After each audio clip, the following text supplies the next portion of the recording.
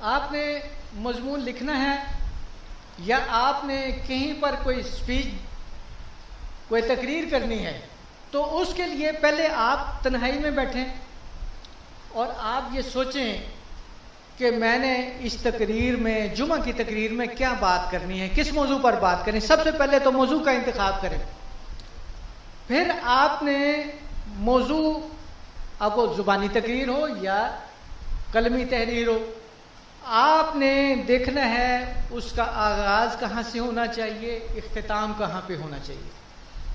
تو آغاز اور اختتام جو ہے اس کا بہت زیادہ خیال رکھنے کی ضرورت ہوتی ہے. خاص طور پر جب آپ کچھ لکھ رہے ہیں تو وہاں پر آپ کو آغاز اس طرح کا کرنا چاہیے کہ پڑھنے والا جو ہے نا وہ یہ دیکھے کہ آگے یہ کیا بات کرتے ہیں.